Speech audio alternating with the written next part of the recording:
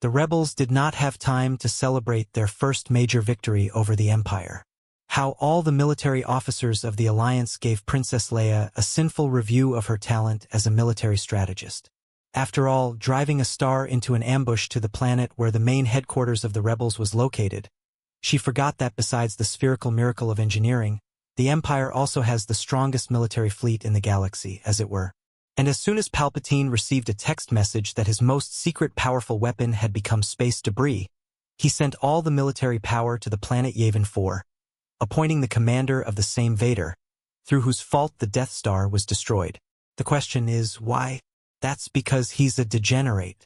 And this is not a tactical mistake, but a feature that leads to the fact that Vader, who had already been sentenced to death by the generals of the Alliance, whom he planned to destroy along with the planet in the last part, for some reason decided to capture and besiege the planet, rather than turning every piece of land into ashes with artillery and bombs.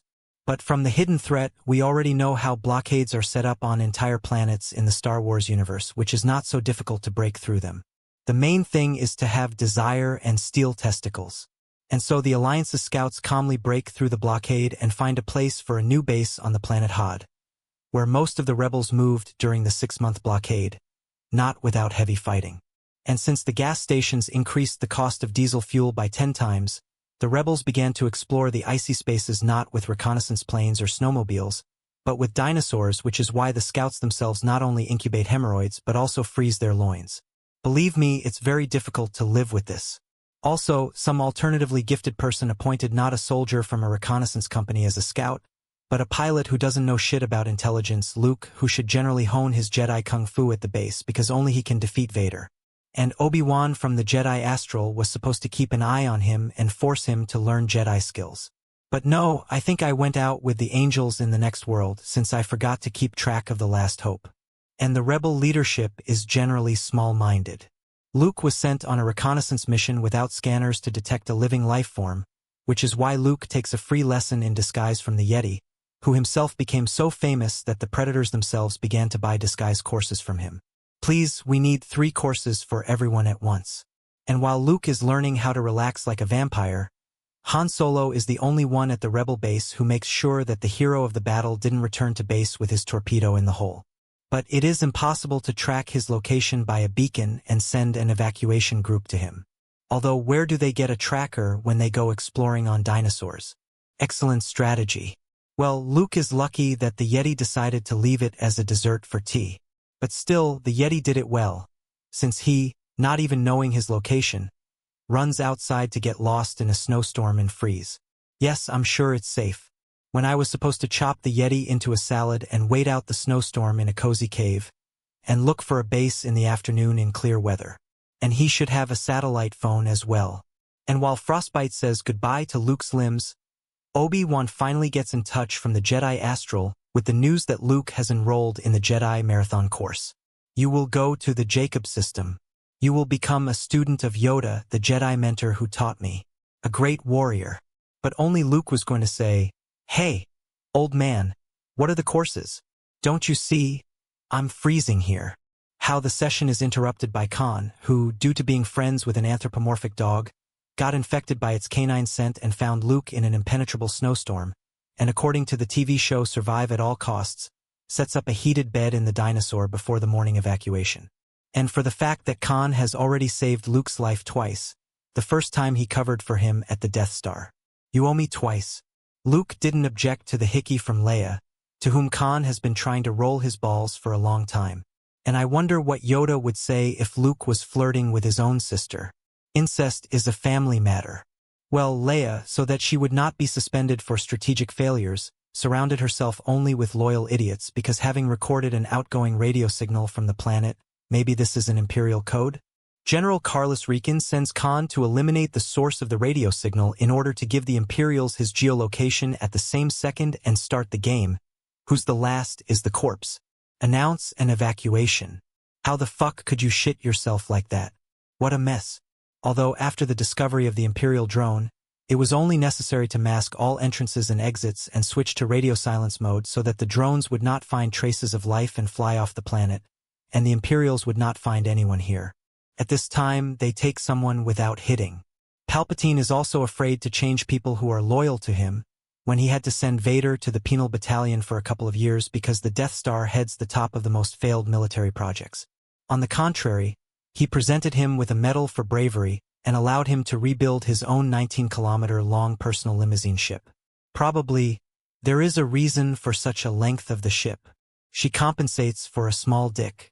Do you know why men like to have sex in front of mirrors? No. Objects reflected in the mirror seem to be bigger. Well, then competitions begin between the rebels of the Empire for the most ambitious military operation. Leia creates an escape corridor through the destroyer, shorting it with an ion cannon when the ships almost flew up to it and could already be destroyed. Well, the Imperials didn't send fighters to shoot down the rebel ships taking off, because Vader had already realized that pilots were only good for scrapping fighters. We've detected a strong protective field around the sixth planet of the Hod system. Their main purpose is generators. What tactics will the Imperials take? Option A. Fighters will be sent to destroy the shield generators. Option B. They will iron out the planet with seismic bombs so that the generators will collapse during an earthquake. Option C. They'll detonate a couple of megabombs outside the protective field so that the generator will disable the electromagnetic pulse. And option D. Barely moving walkers will be landed behind a shitty cloud of kilometers so that by the time they reach the rebels, everyone has already left the planet. And of course, the correct answer is D. After all, the more destroyed walkers, the more profit the Admiral makes from the purchase of new walkers. Buddy, what was that? Capitalism, baby. And these AT-AT walkers are a clean cut of the Empire's military budget. The head, which is also a tower, does not rotate 360 degrees and can only shoot forward. Such a colossus can be easily bypassed and blown up with one grenade, because there are blind spots all around. Yes, an ordinary tank or Hummer would be much more efficient and cheaper than this clumsy buggy. But still, the Empire wins the rink thanks to the fact that someone thought of appointing Luke commander of the strike group, when all his knowledge of the war is reduced to a game of airplanes. Attacks walkers directly in the forehead, where they have the thickest armor and weapons, and not from behind or from above. Luke, this is your destiny. And apparently, especially for walkers, the local Tesla came up with cables, removing proton bombs from service, which were used by star destroyers and which would turn all walkers into useless scrap metal in one go. And even with the cables, aviation would have dealt with the walkers if anyone had been appointed commander of the air group, but not Luke, who lost the entire air group and did not complete the task of protecting the generator. A great fight. The guy teaches them how to do the best. But he doesn't have enough brains. I don't think you'll argue with that. But thanks to his Jedi immunity, he survives and shows a masterclass on how to destroy fucking expensive military equipment with one cheap grenade. After that, when he gets to the fighter, he goes looking for Yoda. And I don't care that his comrades are killing him, and we need to protect the evacuation route. He's got a Jedi class scheduled in an hour, so the guys aren't up to you right now. Hello, Shiza. Yes, that's her. Moreover, Luke calmly flies off the planet without hyperjumping and does not encounter a single Imperial fighter. Although the Death Squadron consisted of 5-star destroyers and Vader's limousine, or Palpatine's cannon, and totaled 504 fighters, interceptors, and bombers. Palpatine alone had so many guns that in a few hours you could incinerate the surface of an entire planet. But, apparently, no one knew how to use all these weapons, since there is not even a hint of a blockade of the planet and attempts to pursue and shoot down fleeing rebels. Do you always work so badly? Well, here is the typical attitude of the generals towards their subordinates. Leia took off with Khan on the Falcon, where there is plenty of room, and did not take a single soldier with her, because their goal in life is to restrain the Imperial army with their bodies. Well, Vader personally went to storm the base to catch Leia and Han in order to find Luke through them and make the mood color of his power dark. And if Vader hadn't entrusted this matter to a blind expendable and walked a little faster, instead of walking with the gait of a naked Terminator, he would have managed to magnetize the Falcon with telekinesis. I need a ship. And so, on the order of the Commander-in-Chief, the resources for the chase were immediately found, as they could be snatched away. But while the order from the very top went to the shooters, it was rewritten and changed to the order to destroy the Falcon, although they could have shorted the ship with proton missiles. But if, of course, someone had eyes, which even destroyer pilots don't have, since 3 destroyers almost caused a massive accident in the vast cosmos. And while Khan, like a father in a garage with the help of a key and some mother, had been trying to fix the hyper jump for God knows how long, the Imperial fighters only played the role of escort. And when it was possible not to be distracted by them at all, Khan, purely to fluff his peacock tail in front of Leia, began to show off non-contact techniques of parking the enemy on asteroids. Well, the dream of attaching his Falcon to Leia's hangar makes a quantum computer out of Khan's brain, which not only calculates the flight path through hundreds of moving asteroids, but also masters echolocation, already aware that the crevice leads to open space. Next, Khan already notices a cozy camping hole, in which he does not miss the chance of fate to become a co-owner of all the property of the princess. But because of the pressure in his pants, Han didn't notice that he was parked in the guts of a huge exogort worm. Luke, hoping that Yoda lives in a mansion on the Tony Stark level with a sauna and other accompanying joys, flies into a gloomy, depressive swamp, which made his vision so blurred that he could not determine from the treetops that he needed to gain height rather than dive down. He also couldn't jump to the shore and decided to scare the local sea base in order to pick up such problems on his pod that no Jedi Force would help. And with the help of the scenario navigator, Luke landed, one might say, right on Yoda's lawn. And when he hears from Luke that he is not a volunteer from the retirement fund, but a potential sucker who can be offered a course in Jedi ballet, an interview immediately begins, where Luke talks about his talents. Plus, the Astral Slayer gives Luke a good recommendation and Yoda begins training such a talented foreign specialist. And he's a much cooler teacher than a politician. According to the book From a Certain Point of View, The Empire Strikes Back, released in honor of the 40th anniversary of the painting, it is said that Luke trained with Yoda for several weeks, and in just a few weeks Yoda did nothing but grueling sports training, acrobatics, drug trails, and psychological help on how to live when you have more than 30 centimeters. He teaches Luke not only to look at the best ways to approach girls, but also to fight Vader on equal terms, somehow too fast. When, for example, Anakin had been taught this for years, either Anakin was worthless or Luke found a magical herb in the swamps that helps him feel the Force better. And after another such herb, Luke feels with his Jedi bridle that Leia and Han are about to be ambushed, and breaks off to help without completing his training.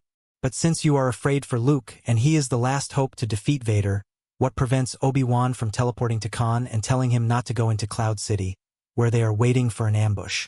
Strong enough Jedi, which Obi-Wan is, can ghost anyone they want. But Obi-Wan didn't even think about it. If you've already squandered 2 opportunities to personally kill Vader, then why bother thinking about Han, Leia, and the talking carpet? Meanwhile, Vader continues to marvel at what idiots he leads. He gave a clear order to search every asteroid. All ships must search the asteroid belt until they find them. But the pilots again received a modified order not to fly in and check every hole of every asteroid, but to illuminate the asteroids with flashlights, or fuck knows what kind of ineffective weapon it is. Laura's fans, write down in the comments what kind of disco bombs they are. And Vader, out of desperation and despair that he has such a stupid army, hires mercenaries to look for Khan. I need them alive. The Imperial Army has billions of soldiers, officers, and support staff, and there weren't a dozen smart people among them, so they had to recruit Soviet's mercenaries. It's a disgrace. And while Vader describes the whole fucked-up Imperial Army in his memoirs, Khan, while shooting bats for the whites, realizes from the worm's hard belch that the free parking is over, and flies right under the belly of the destroyer, whose arrows have not yet figured out what the order to take alive means, and continue to pour at the Falcon from all calibers. The idiots. They are also blind, and Khan calmly magnets to the destroyer and gets lost from sight, and no one even tries to solve the problem of where the ship that did not make the hyper jump went, although the technology of Iron Man's disappearance suggests itself. And for such shoals, Vader humiliates the leadership of the general staff, ruining the stupidity of the Imperials and explaining to Leia that impotence is not a sentence. Not often, but it happens. Khan boasts about his knowledge of the Imperial Navy. They have to dump the trash before entering hyperspace. It's with him that we'll fly away from here. And disguised as the latest Marvel movies, Khan quietly sets off to repair the ship to his old sidekick land. And it's time for Palpatine to disband the standing army and use only the services of mercenaries, while heads are flying to death squadrons, and thousands of soldiers can't figure out where the Millennium Falcon has gone. One Mandalorian finds him, hiding among the Disney remakes, and literally sits unnoticed on Khan's tail, since the Falcon's radars do not notice the ship nearby. And in retaliation for losing the ship at cards, Landa did not text Khan that he was flying straight into an ambush. And what kind of a darling is Vader? He could have stopped the Khans right on the runway, but he gave them time to rest. He also set a cool table for them, and Khan immediately lets shoot. And look, the powerful Sith pissed his pants off some self-taught Jedi because he decided to deliver Luke to Palpatine frozen so that he wouldn't use his powers, as if there wasn't an inexperienced 20-year-old kid there, but the Queen of Aliens or Jason Nabivolov himself. Although previously ordinary handcuffs worked fine on the Jedi. Also, the freezing technology is so ancient and untested that they decided to test it on Khan first. And when a reliable plan to capture Luke could simply be asked for any horseradish, for example, to fix Luke with telekinesis and inject him with sleeping pills, Vader trusts the idea of his overcooked brain with the help of the Khans to lure him into an elevator that will lift his son into the freezer compartment. I wonder how many times the stormtroopers with the Khans wandered back and forth through the corridors until Luke met them and entered the right elevator. And it seems that all the dark power of the Force is given to Vader only from his cheap show-offs. When all he had to do was telekinesis to paralyze Luke's entire body and put him in a cryocamber, he began to assert himself by fictionalizing a kid who had been playing airplanes 6 months ago, and after an unsuccessful attempt to freeze Luke, he began to lure him to the dark side with cheap talk. When you need to know that suppressing your hatred is the first thing they teach in Jedi school, and all you had to do was telekinetically press Luke's dental nerve, and he would immediately show pain, anger, rage, and order, "You can order a Sith tuxedo for your son." And so Vader began to rage so much from his impotence that he could not defeat the sucker, so he forgot that Luke needed to be alive, and he painted the porthole with special paint so that Luke would be sucked into the garbage chute and thrown off the ship. Kick-ass!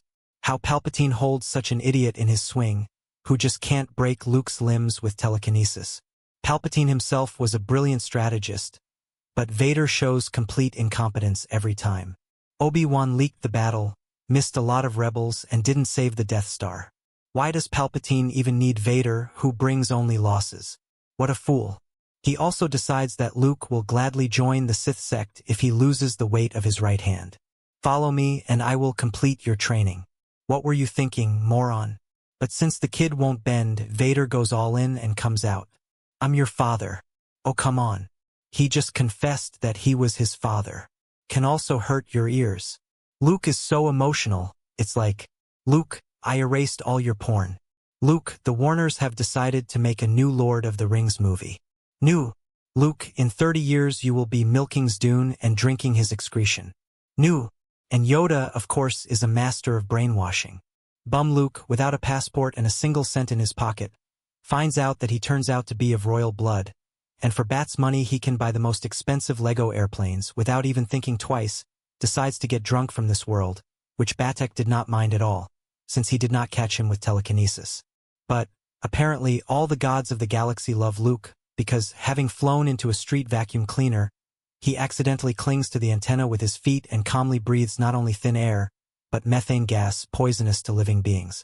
And the third time is lucky that while Luke was getting to know his father, Lando, having learned that he would not be left with Leia and he would not be able to sew wool socks from Chewbacca, he changed the terms of the deal.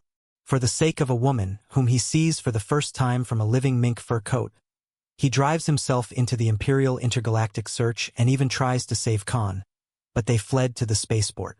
Such an adventurous run that, of course, they were too late, but Lando regains his lost ship. And all this is in the coverage area of Luke's telepathic radio station, through which he drops an SOS signal with his location. And then the classics. The Imperials still haven't learned the alphabet to correctly read the order to take them alive, and the top command boasts about non-existent weapons to Vader. They'll be in range of the beam soon, because none of the 40 supposedly existing parking beams intercepted the Falcon. There is no such technology. It's even scary for Vader that he has to write in a report that the most powerful Sith in the galaxy after Palpatine, who keeps entire worlds at bay, missed the green snot, which she only learned to hold a sword. And that's after the destruction of the Death Star. Just imagine what Palpatine has to do to Vader for that.